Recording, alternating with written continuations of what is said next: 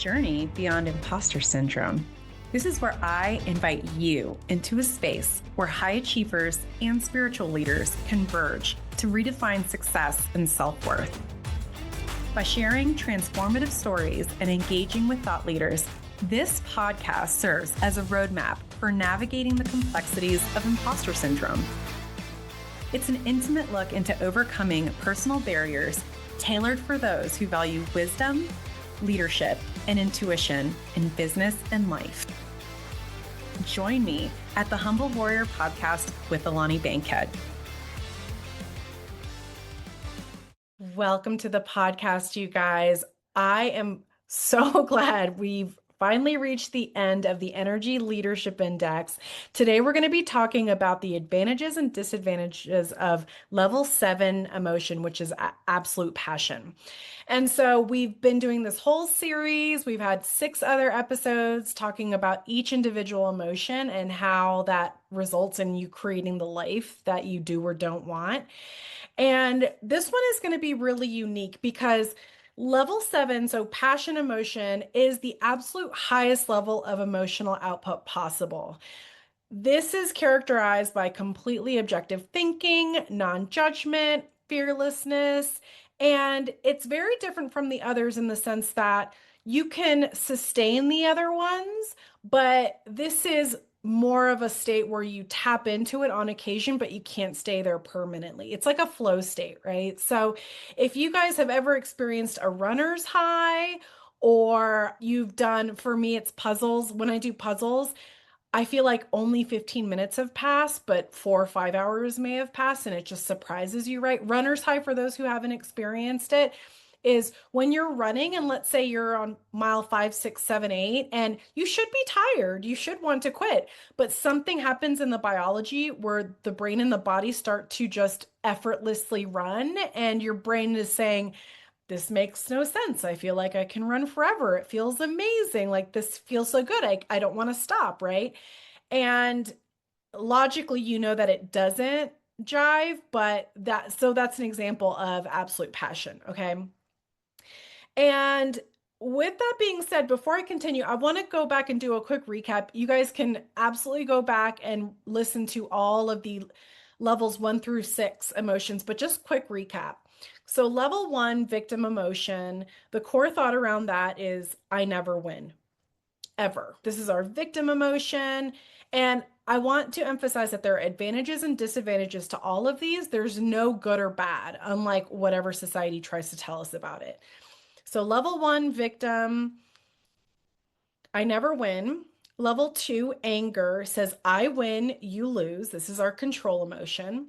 Level 3, forgiveness, says I win and you can win too. This is where it's fine lives, right? When significant other asks their lover, like, oh, are you mad at me? And you're like, no, it's fine. It's fine. It's not really fine, right? But you're trying to not be angry about stuff. Level 4, compassion, says you win, I lose. This is where service lives. This is where the most humble people operate. Level 5 is we all win or we don't play this game. Level 6 is we all win all the time. And then level 7 actually says that winning and losing are illusions, which I absolutely love. So in this space, you have zero ego, you're just being yourself, you're fully conscious, you have inner faith, very high frequency, right? There's no external validation required when you're operating from this space. And it's something that you can jump into and out of, but not stay at permanently, unlike all the other emotions. So the purpose of this series is for you to understand and create awareness around the fact that I create my life based on what my thoughts are, right? So the cognitive triangle that this entire paradigm is modeled after says that thoughts lead to emotions lead to behaviors. This was actually pioneered by Bruce Schneider, this energy leadership model.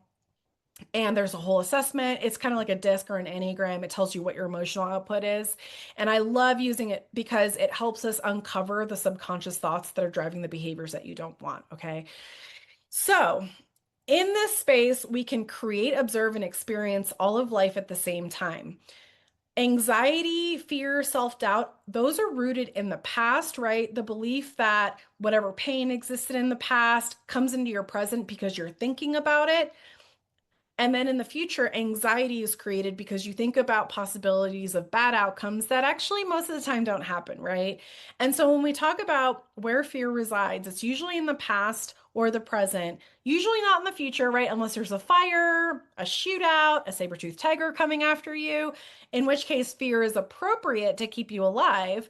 But what society really has been sucking off of is anxiety and self-doubt and imposter syndrome. So we know 70% of people experience it based on over 60 studies over the decades. And so I'm going to talk a little bit more about what level 7, the passion energy looks and feels like, and how you can tap into that yourself. Okay. So, in this space, you view the world completely objectively. You are not judging it in any way, shape, or form. It doesn't matter the level of brokenness that may or may not exist. You allow and accept the world to be what it is, right? So, winning and losing are illusions. Basically, what we're saying here is that winning and losing are terms created by humans to help us play the game of life by the rules that we created. And why this is super helpful and powerful is because once you understand that winning and losing, and a lot of what society has deemed successful is just based on rules that men made up, then you realize you have the power to change the game, to change the rules, to change how you define success. So, as an example, some concepts that maybe you hadn't considered. Time. Time is a man made construct. The first humans didn't wake up with a watch and think, oh, I'm going to be late for killing that woolly mammoth, right?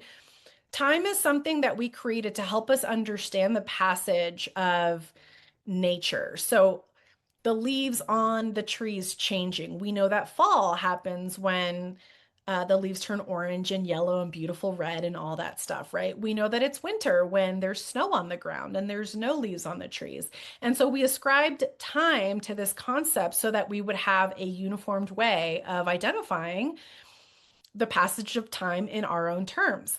Money is another one. This, and you've heard me talk about this, is a piece of paper with ink on it. It's literally a chopped down tree with water, right? But we assign this paper value. This particular paper I'm holding in my hand is $20 worth of value. But there are lots of other tools that we can use in exchange for services or products that also have a lot of value. And so money is a really great construct that I love to use in order to uncover what our imposter syndrome says about us. Because usually people who struggle with imposter syndrome struggle with receiving money and good things. And so that's why I have Joyful Money Club to actually use money as the tool to help us find your self-worth so that you can live the biggest, baddest, most amazing life ever. Another man-made construct, success. Success to a prehistoric person was, did I survive today? Am I alive? Maybe, am I procreating? There was none of this. How's my 401k or my investments portfolio looking like? Success has slowly evolved over time, and man has continued to redefine what that looks like, which means that you can also redefine it for yourself. There's a story that is beautiful that I'm sure you guys have heard, and I'm not going to say the whole thing, right? But the idea of like this guy goes on vacation and he's on the beach and he sees this guy in his boat and he like fishes and he brings his fishes in and then he and his family cook it up and they have this beautiful time on the beach. And the businessman goes to this fisherman and he's like, yo, man, like I saw what you were doing. That's amazing. You can maybe catch more fish and sell them and then you can buy another boat and then you can like build a fleet and grow the business and all this stuff. And then the fisherman's like, well, why would I do all that stuff? Like, what's the end goal? And the businessman's like, so then you can go on a fancy vacation and sit on the beach, right? And the fisherman's like, I already do that. He was very content with his quote unquote simple life based on or compared to how Western society says success should look like. This man, even though he was objectively poor by Western standards, had food, he had a family, he had connection, he was in paradise sitting on the beach. He's like, I have everything I need. So, why this is important is because we're all called to different things. We all have different life purposes. There are some people who are super content living very simply, They don't need to have a big title. They don't need to be famous. That is their role. And if you feel called to more, that's totally fine. That's your role. That's your thing to go self-actualize. But where we get into trouble sometimes is where we put definitions of success on other people that they were never intended to carry, right? And maybe that's you. Maybe you've received a mantle of supposed success that people expect you to achieve that does not align with who you are. This whole podcast is all about letting go of other people's belief about how worthy and valuable you are and understand that you are worthy and valuable because you exist. And this is a core level 7 passion concept. You are worthy, whether or not the world tells you or not. And when we talk about truth, oftentimes our reality is so made up in our heads, which is the whole purpose of the ELI in this particular series, is to say your brain is a whole universe in and of itself. Just like our phone is a whole universe that we can deep dive into. And so you control the quality of your thoughts. And when you change the thought, you change the emotion, which means you change the behavior. So for me, when I was really in my imposter syndrome, the inner imposter was operating subconsciously. I didn't even know it was there, and it was dictating my beliefs, my emotions.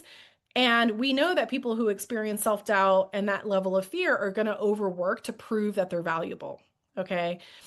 And when we talk about truth, the truth with a capital T is whether you believe you are worthy and valuable or not does not actually change your inherent worth, right? And for me, I will admit one of my things that I have to work through in my frustrations is I can see people's potential and I can tell them until I'm blue in the face that they matter and that they are worthy, but it isn't until they decide in their heads that I am worthy, or maybe I'm worthy, or I want to be worthy, but I don't feel that way yet. These are all seeds that we're planting. Once you recognize your true worth, now you've arrived to the truth, and now your entire outcome changes. Okay. Now, even though you can't stay in passion space all the time, with practice, you can learn how to access it. Now, when we talk about who exhibits this type of emotion day to day, it's literally the most powerful people in the world. So when you think of people who inspire you the most, who are at the pinnacle of influence in the world, who have shaped and changed the world, these people are primarily able to tap into that passion emotion much more readily than the average person is. And they've cultivated that, right? So other experiences when you're in this space, you feel intimately connected to everybody, but you don't necessarily feel the need to interact with people. So a little bit of a loner, but it's not because you don't like people, it's because you just don't need that connection to feel connected to them. If people with this emotion have a partner, they feel unconditionally loving and completely accepting of that person. But sometimes they can be perceived by their partner or other people as a little bit aloof or uncaring because you're just so accepting of what's happening. You might see injustice or crazy stuff happening and you're like, meh, because you know things are going to work themselves out. You're going to create whatever reality you want, right? Now, to somebody who's operating in a lower level, like victim or anger, which is most of the rest of the world, seeing someone who's just so trusting and in the moment and present is pretty jarring. So, I mentioned advantages and disadvantages before. So remember, like while this sounds amazing, it has its disadvantages too. So, and we'll actually lead with that, right? So if there are any disadvantages, because it sounds pretty amazing and it really is, maybe it's there's less emotional drama, right? Nothing is really seen as real. It's a little bit existential, and other people can perceive you as being a little bit disconnected. But again, if you're tapping into this emotion, you're not really caring what other people think. Not really. You really don't care what other people think because you're just in flow state doing your thing. The advantage of this emotion is you can literally create anything you want whenever you want as quickly as you think is possible. You are connected to God, the universe, whatever intelligence of the highest order you believe in. You're like aligned one, it's working through you, doing its magical thing. Now, I know this is a little bit pie in the sky, And it is. This was a concept that took me a very long time to fully understand and be able to tap into. And it actually started, what was it, 1999 when the original Matrix came out?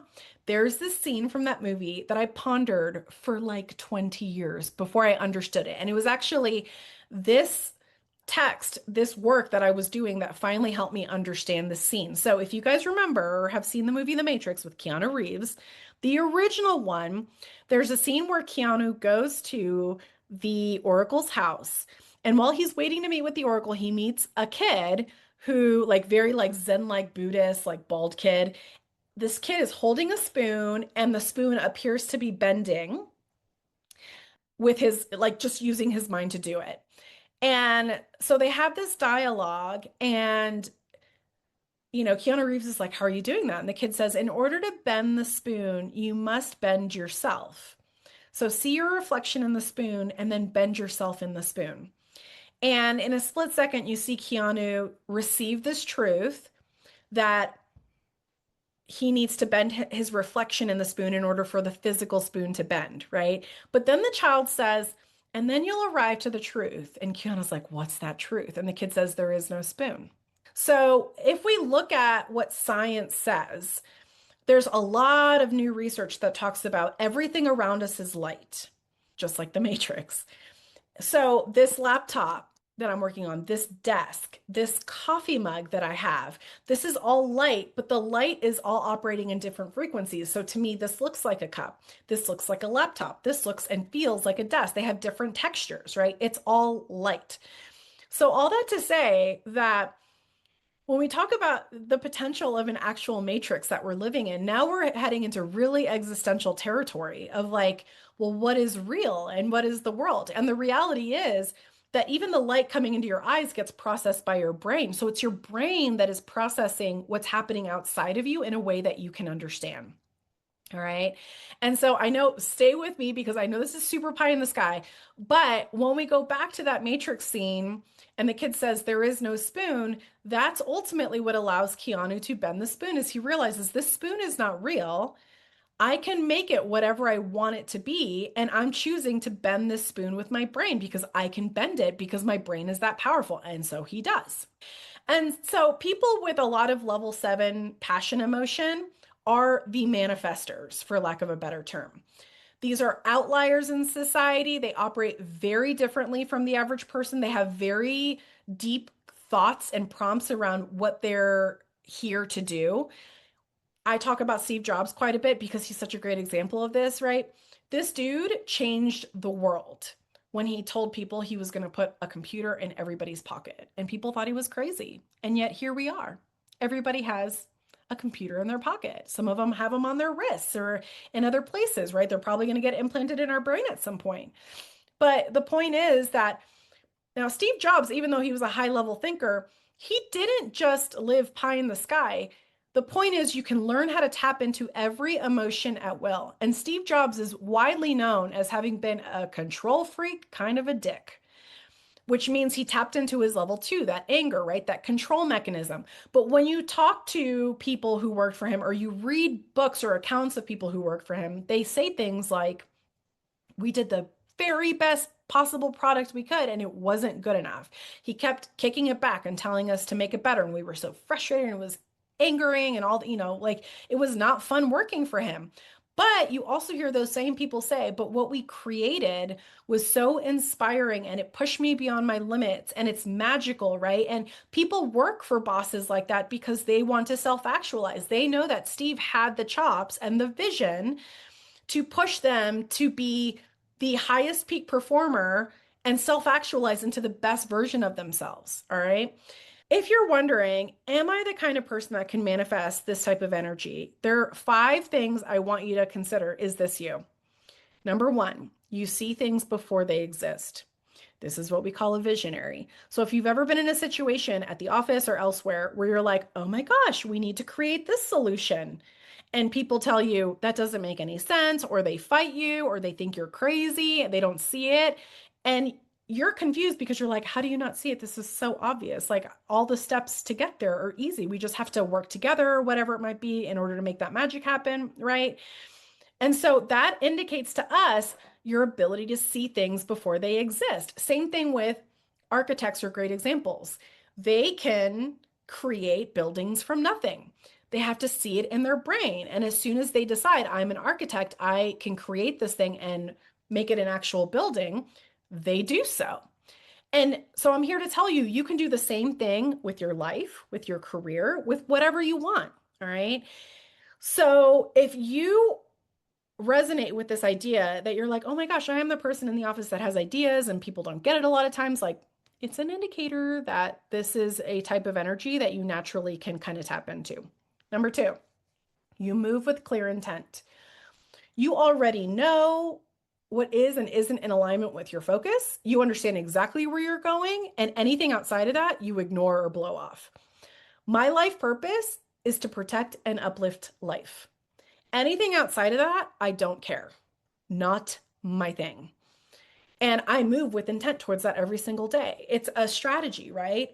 Protect and uplift life. All the activities I do, I'm very practical, intentional, and focused on all of my behaviors aligning with that idea. Number three, you don't quit when things get hard. Other people quit, you don't. If there's something in you saying, keep going, you do. You push through. Now, that's very different from when it's time to leave a toxic situation.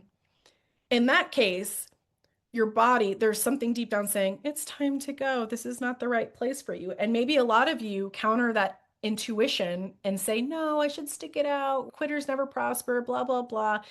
This is about aligning yourself with your intuition, the Holy Spirit in you, your soul, whatever you want to call it, and listening to it when it's telling you things. Number four, you know when to lead and you know when to follow. And we all know there are plenty of people who think they're leaders who really aren't, or people who should be following because they need to learn, but they want to jump straight to leading. There's a process to these things, right? But you easily go between the two. You know when to lead and you know when to follow. Number five, you keep things fun, which I love. This flow state is all about operating in your prime, which means creativity, fun, flow, all those things, right? And remember, winning is an illusion according to this concept. Winning is a man-made construct that we created to feel better about ourselves. But when you're having fun, the winning is in just having the fun, right? You don't achieve with fun. Fun is fun for its own sake. I found a creativity research survey from 2014 that actually said people who thought of themselves as more playful demonstrated more creative alternative uses for common objects. There's also more science around emotions and the biological effects of it. There's a book called Molecules of Emotion that I read recently, where literally we've had scientists that have identified the biology of emotion and how that impacts our behaviors. When we talk about feeling people's energy, they've actually, science has shown that you have these electromagnetic waves that extend out from your physical body 3 to 5 feet. So when they talk about you are the average of the people you spend time with, when you are in proximity, you're talking to somebody who is within that 3 to 5 foot range, your souls, your intuitions, your energetic fields are interacting and influencing each other. That's why if you're an intuitive and you're like, oh, I walked into that room and the energy was like, ugh, or you meet somebody and you're like, oh, there's something about this person, I don't know why, but like my soul is just like not trusting them. It's not feeling good. I need to get away from this, right? So the more you're able to hone in on your intuition and connect to that higher power, the more you're able to stay in this fun, joy space and harness that emotion to create the life, career, family, whatever it is that you know you were created to create. So again, when we talk about how you can experience this, I've mentioned a couple of examples. So when I do puzzles, I lose track of time. And by the way, puzzles were a whole journey for me. Like, first, I was really judgmental of puzzles. I used to think, like, who has time for that? Like, I used to believe that life was all about producing and creating solutions. Something like working on a puzzle was frivolous and I didn't have time for it.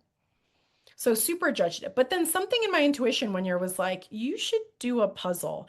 And I remembered I was so frustrated because I had this tendency of anytime there was an art or craft, I wanted to work through the night to get it done. That achievement motivated person in me was always coming out and it just wasn't fun. And I was like, people talk about enjoying crocheting, cross stitching, puzzles, whatever. And I'm like, I'm low key miserable because all I want to do is get it done. And I realized I had to learn how to enjoy the process. And that meant unlearning a lot of processes that weren't serving me. And it took me a solid 3 years. And granted, I wasn't doing puzzles all the time. Puzzles have become a holiday thing for me. So the whole month of December, I get a new puzzle and I'm working on it a little bit at a time.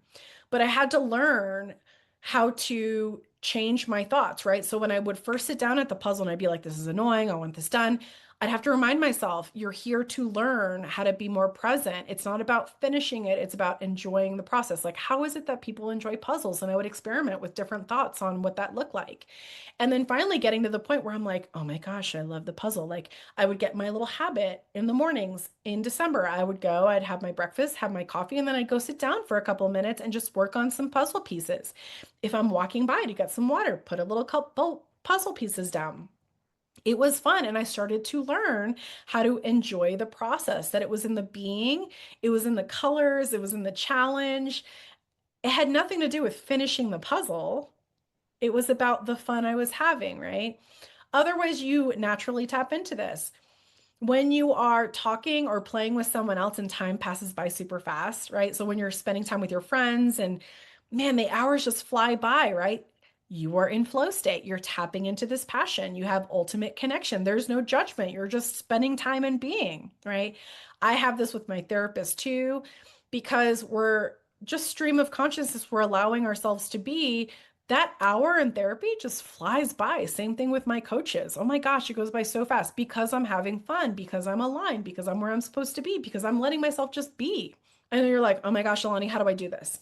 I got some stuff for you. Number one, self-care. Oh, Alani, that's not what I wanted to hear. I don't want to hear about self-care anymore.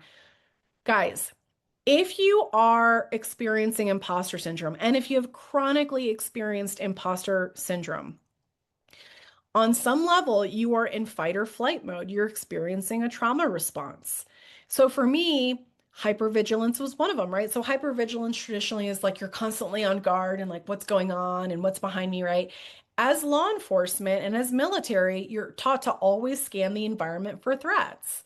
And we take this to another level because our job is to imagine the worst possible case scenario for an operation or an investigation or whatever. And then we come up with 10 plans to make sure that doesn't happen. So, as a result of that, I had some built in trauma that I had to work on healing. And that meant learning how to shift my perspective in terms of I don't have to constantly be observing my area. Law enforcement are kind of famously known for if you go to a restaurant or a coffee shop with a law enforcement officer, they like their back to the wall so they can constantly be scanning for potential threats. That's a trauma response. And so I had to start with the awareness that I was being hypervigilant. And I still remember when my therapist told me this, like I was talking to her about it, and she's like, "Oh, honey, that's hypervigilance." And I'm like, "Is that not normal?" She's like, "No, it's not." And I was like, oh, I didn't realize that normal people aren't constantly scanning the room for threats. But the more we talked about it, the more I was like, that makes a whole lot of sense. And I had to teach myself there's no threat. I'm okay. If it comes, I'll deal with it, but I'm actually okay. I'd have to do a lot of self-soothing. Same thing with sleep, diet, right? The majority of serotonin, according to more recent studies, is developed in the gut. It's not in the brain, although it does produce some, it's in the gut. So if you want to be happy, which is what serotonin is, the happy drug, right? The happy chemical, you need to eat stuff that is nutritious and nourishing for you so that your gut can generate more serotonin. Wow. And so, why self care is so important as a first step after awareness, awareness always the most important step. But when you're taking action, that self care, because we need to supply a really solid foundation so that you can leapfrog to passion. And so you can learn how to tap into these other emotions that will. You're not constantly in a fight or flight response. So, number one, self care. Number two, learning how to be more present. So this is mindfulness, meditation, puzzles are a form of this, right? Running can be a form of meditation for some people. Whatever that activity looks like, grounding, like putting your toes, like taking your shoes off, putting your toes in the grass, right? Being more present, looking up at the sky. These seem like frivolous things. Younger me would have been like, I don't have time for that nonsense. That does not produce anything. Oh, yes, it does. Yes, it does. Because all you have is the moment right now. Yesterday doesn't exist anymore. Tomorrow's not here yet. All you have is today. Three, we're going to learn how to harness your imposter to work for you. Okay. So the funny thing is, and my whole business is built on 70% of people experience imposter syndrome or imposter phenomenon. It's the belief that you're not good enough, qualified for the title, accolades, awards, the joy and the love that you want. And that eventually people are going to figure out that you're an imposter and bad things are going to happen. You're going to lose esteem, respect, maybe your job, your livelihood, the house, all these scary things come up. Okay. And that thing that your imposter says is your weakness, right? It usually starts with an I am statement. So for me, it was I'm too female, too brown, too young looking, and I'm too short. I would try to suppress them and I try to overcompensate, except it turned out they were the key to my superpowers. So when I was bodyguarding, because of those four things, I had the element of surprise working in my favor. When I was running terrorism informants, I could get into parts of the Middle East that my counterparts that didn't look like me couldn't. I was unassuming, right? It was a great tactical and operational advantage for me in a lot of different ways. I love being underestimated now. When I go to interact with people, I used to get butthurt if they blew me off. But now, if someone blows me off and then they realize what I do for a living and they're like, oh my gosh, hey, like, can we be friends? I'm like, no, because when you thought I could do nothing for you, you treated me badly. And everybody I work with is about mutual respect, human dignity. That's who I want to play with in this game of life. All right. So when we talk about imposter syndrome, you're in your fear. This is also where shame and guilt live. All right. Once you uncover what that I am statement, so I had my four I am statements. By the way, the two top I am statements across the board, across all the 8 years I've been working and all the research I've read on, are I'm not smart enough and I don't have the right credentials, which are both nonsense, by the way. But they are actually your launching pads to the success and joy you want. I'm going to use my operations as an example of how I tap into my level 7 because pre-op, my imposter's loud. It really doesn't matter when or where. I've done dozens and dozens of operations. I still have fear. Maybe even hundreds. I might have done hundreds. I haven't kept track. But anyway, I have fear. My imposter's really, really loud. It's like, who do you think you are? You can't do this. And I've identified for me, when I get to that place, the vehicle to get out of it is first curiosity. When else have I felt this way, right? Because remember, your inner imposter, which is your level 1, that victim mindset, it's literally the opposite end of the spectrum, is telling you don't move because you're going to be at risk. And if you fail at your life purpose, like you're screwed. And so once I identify that I'm experiencing this fear, and then I ask, when else have I experienced it? All of a sudden, my body gets jolted out of the fear. And it's like, oh, literally every time I have this fear, something magical is right around the corner. It tells me that I'm aligned with my purpose, right? Because if it wasn't aligned with my life purpose, I wouldn't be so scared to do it. If I didn't actually care about this thing, I wouldn't be scared. That's why I tell clients, when your imposter comes up, I want you to get excited. And it is fun. Now, for me, when it pops up, it's not as scary and loud as it used to be, but I love it. I get so excited because I'm like, ooh, I'm on track, right? So I ask the question, when else have I experienced this? My memory gets jogged. And then I have a list of spiritual tools that I use. You're used to achieving, doing, to-do lists, like making the magic happen. We're going to do the opposite. The tools that you use are spiritual in nature. It's surrender, it's trust, it's faith, it's prayer, it's music, it's mindfulness, meditation, yoga, okay? And a lot of people might think that that's stupid. That's okay. You can go talk to another coach. But all of the highest achievers, all of the world changers know this to be true. And so for me, when I was doing operations, music and journaling were two of the most powerful tools for me. I would pour out all of my fears onto paper. I would check in on my spiritual practice of I'm a Christian, you don't have to be right, but I would connect with God using my Bible, like whatever other tools were available that I felt called to. And music was another big one. For me, music has a magical way of identifying feelings, emotions, and thoughts that I consciously wasn't aware of, but the music helps me understand exactly what I'm feeling, right? These artists can explain these things way more eloquently than I ever did. Years ago, I did a workshop with Freestyle Love Supreme. So this is Lin-Manuel Miranda, like from Hamilton and In the Heights, that guy. He had a freestyle rap group. They've been together for decades. They now host workshops on freestyle rapping. And I learned the science around it. Like they actually did brain scans, like some scientists of these guys' brains while they're freestyle rapping. And basically, the magic in it is that because you have to be so present in creating the freestyle, you can't think about anything else. You're required to be fully present. And that's how the magic happens. Lin-Manuel Miranda and his cohort of Freestyle Love Supreme brilliant geniuses literally used being present to make millions, to inspire, to create success for themselves and other opportunities. It's really magical stuff.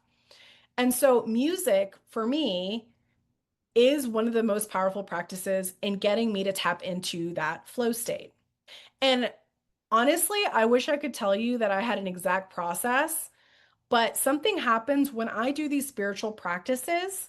All of a sudden, I flip a switch, the fear gets flipped to joy and flow, and I just start going. Before I know it, my operation's over, and I'm looking around, and we have massive success.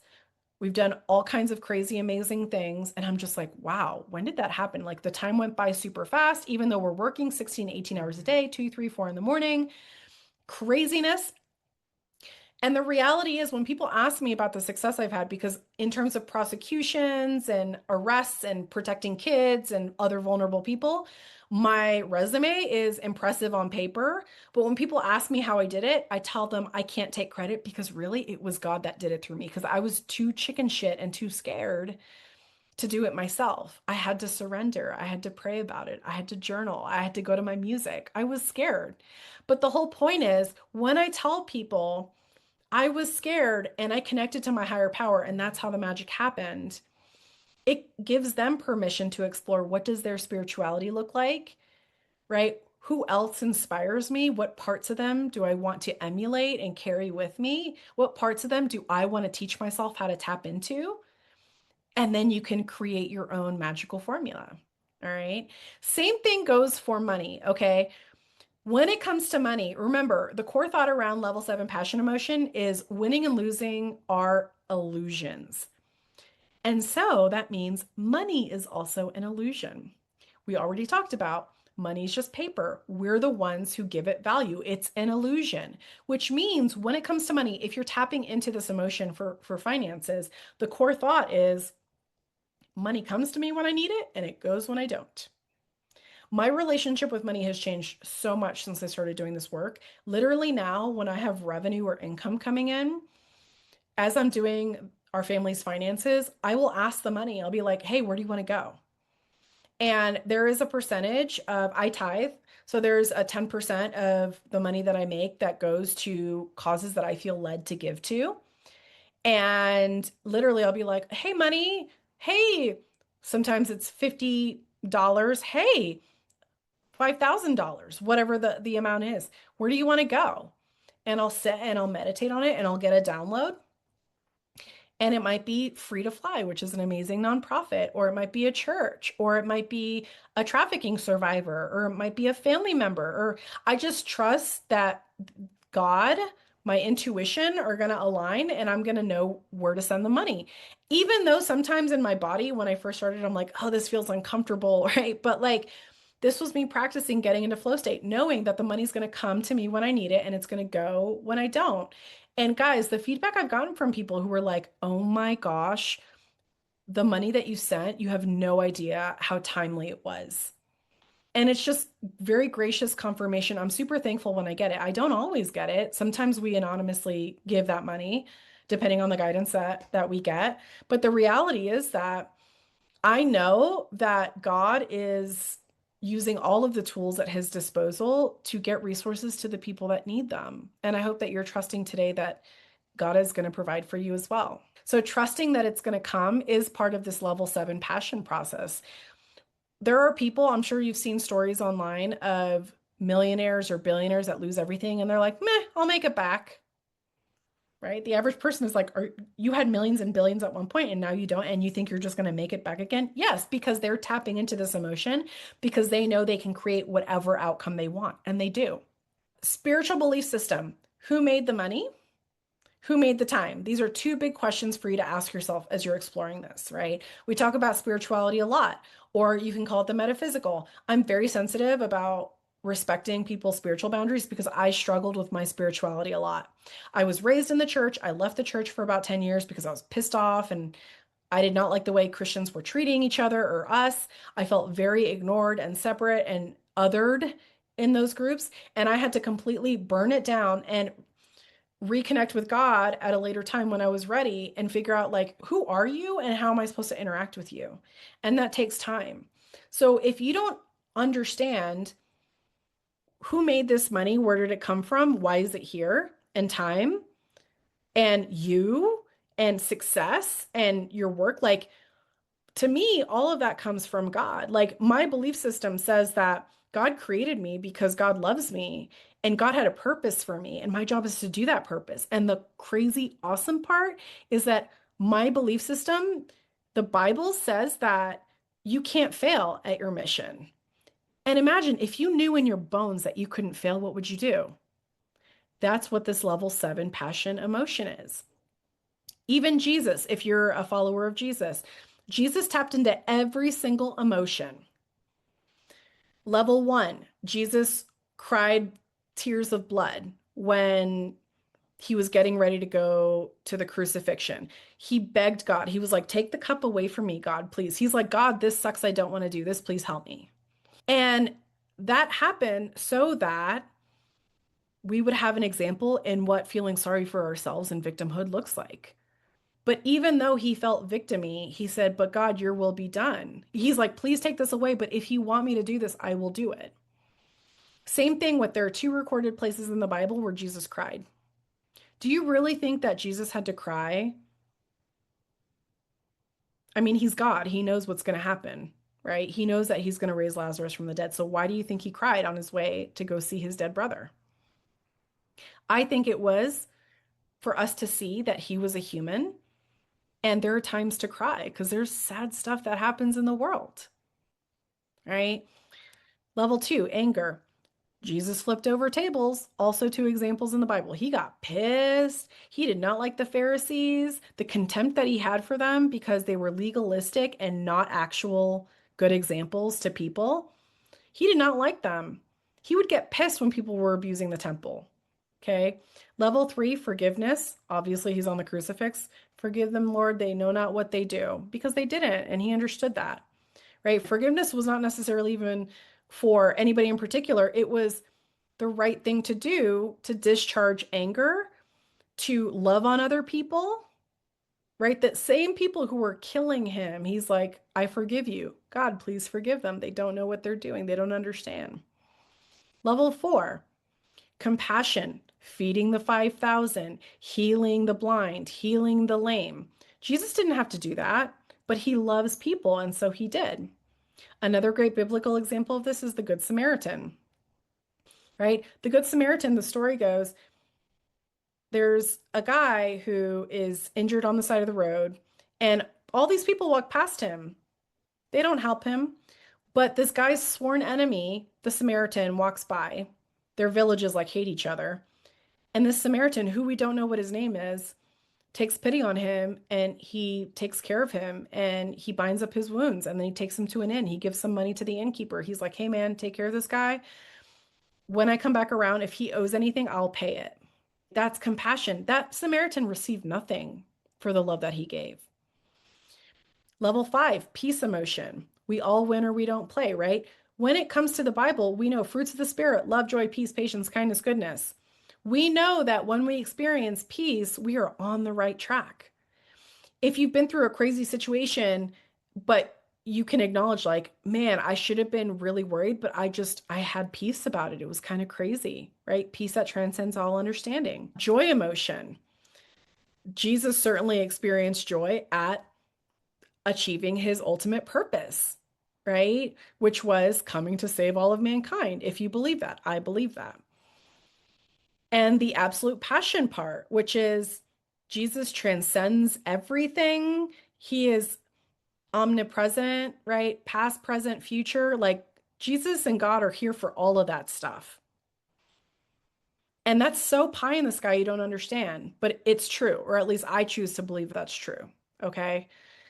So that means that Jesus and God also own all the money.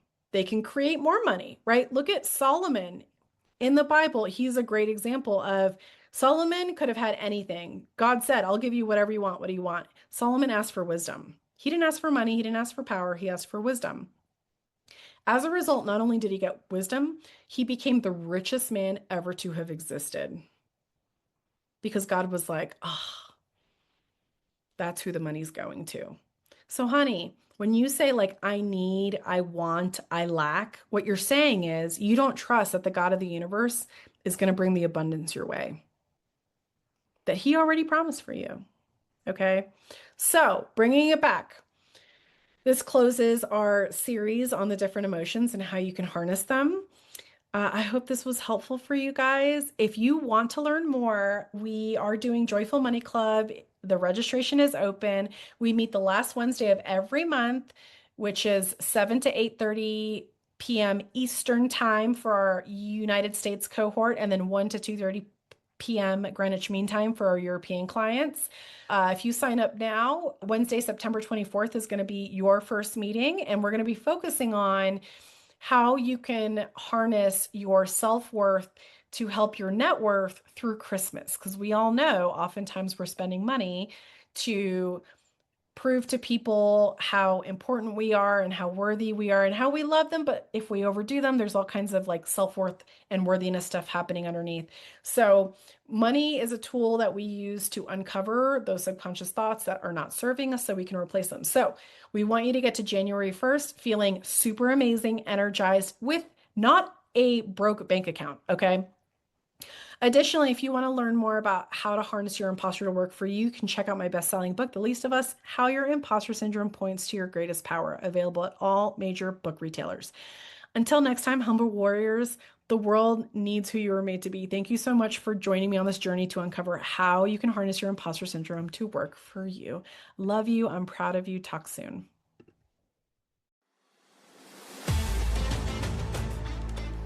If you enjoyed this episode and would like some help overcoming your imposter syndrome, check out the free life purpose exercise on my website and subscribe to my blog.